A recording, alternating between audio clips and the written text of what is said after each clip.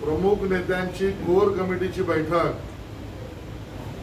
आज विस्तृतपणे आमचे राष्ट्रीय संघटन मंत्री सन्माननीय BL संतोषजींच्या मार्गदर्शनाखाली झाली। या बैठकीला आमचे महाराष्ट्राचे प्रभारी आणि भारतीय जनता पक्षाचे सरचिटणीस सन्माननीय महामंत्री असलेले CT रवीजी हे बैठकीला उपस्थित होते। मान्य देवेंद्रजी, मान्य चंद्रकांत दादा पाटील यांच्या अध्यक्षतेखाली विस्तृत बैठक झाली आणि या बैठकीमध्ये भारतीय जनता पार्टीच्या विकासाची गती, संघटनात्मक विकासाची गती, प्रगती आणि विस्तार या विषयावर सखोल चर्चा झाली। विभागशः सुद्धा महाराष्ट्रातल्या संघटनात्मक कामाची चर्चा झाली। सर्व स्तरावरील सर्व समाज घटकांना बरोबर घेऊन जाण्यासाठीच्या संबंधातल्या कार्यक्रमावर विस्तृत चर्चा झाली। मराठा आरक्षण असेल, ओबीसीच्या आमच्या समाजाला स्थानिक स्वराज्य संस्थांच्या निवडणुकीतल्या आरक्षणाच्या बाबतीत असेल, पदोन्नतीमधल्या आरक्षणाच्या बाबतीत असेल, या सगळ्याला सर्वस्वी महाविकास आघाडीच्या सरकारने न केलेल्या किंवा कृत्य केलेल्या गोष्टी कारणीभूत आहे। याबद्दल सुद्धा आगामी कार्यक्रमावर चर्चा झाली। येणाऱ्या अधिवेशनात सुद्धा जनहिताचे, महाराष्ट्र हिताचे, महाराष्ट्रातील जनतेच्या समस्यांच्या विषयामध्ये दिशा आणि दर्शन या विषयावर चर्चा झाली आणि स्वाभाविकता कोरोनाच्या या काळामध्ये जो सामान्य माणूस ज्या अडीअडचणींमध्ये स्वतःचं आणि स्वतःच्या घर परिवाराचं, समाजाचं एका अर्थाने अडचणीतला मार्ग काढतोय, त्यामध्ये भारतीय जनता पार्टी म्हणून सेवा ही संघटन हे कार्यपद्धतीच्या आधारावर आम्ही सेवेचं जे कार्य करतोय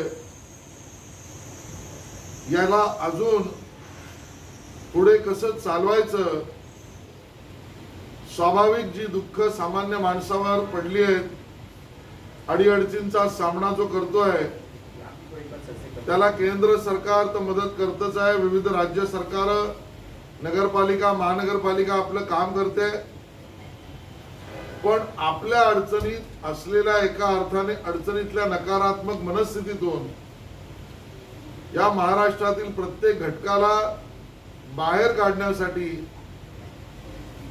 त्याला सेवेच्या माध्यमातून त्याच्या बरोबर उभं राहणं या संबंधातही खूप मोठी चर्चा झाली। परिपूर्ण अशी बैठक माननीय संतोषजींच्या समारोपाने ते संपली आहे। या पुढचा कार्यक्रम या चर्चेच्या आधारावर महाराष्ट्राचे अध्यक्ष माननीय चंद्रकांत दादा पाटील व आमचे नेते, विरोधी पक्ष नेते माननीय देवेंद्र फडणवीस जी घोषित करते।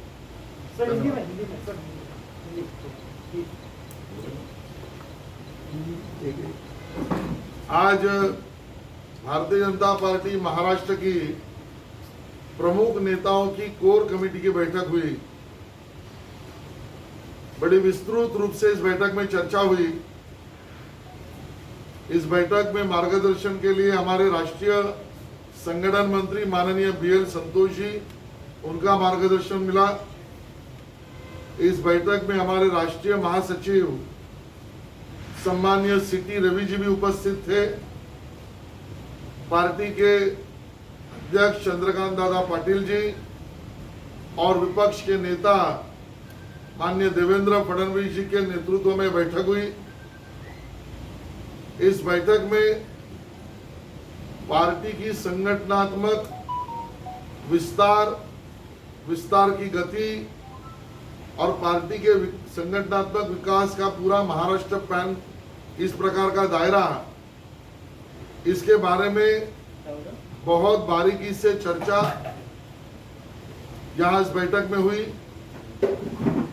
स्वाभाविक है, मराठा आरक्षण, ओबीसी समाज को स्थानिक संस्था के चुनाव में मिला हुआ आरक्षण,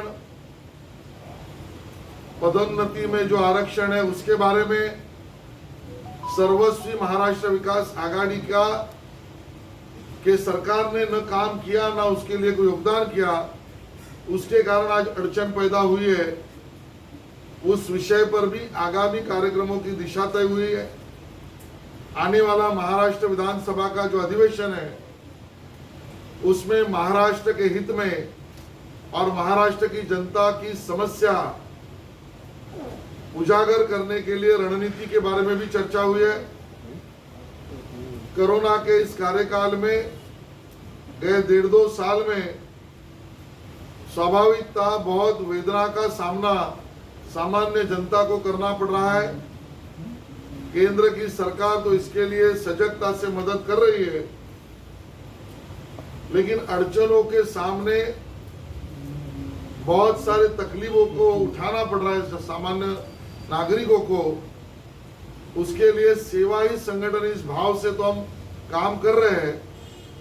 आगे बढ़कर उसको परमानेंट स्वरूप में, स्थायी स्वरूप में, एक जनहित में आगे कैसे लेके जाना कि जिसके कारण जो अड़चन में, वेदना में हमारे महाराष्ट्र के भाई बंधु है, उनको भी सकारात्मक दृष्टि से मदद करना, उनके साथ खड़े रहना, इसके बारे में भी कार्यक्रम तय किया है।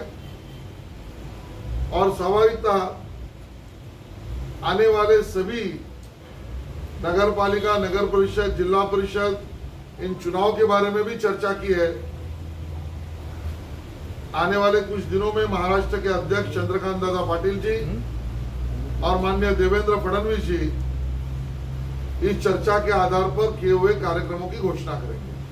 धन्यवाद। मला बराच वेळ थांबायला लागला। चहा वगैरे झाला का? चला।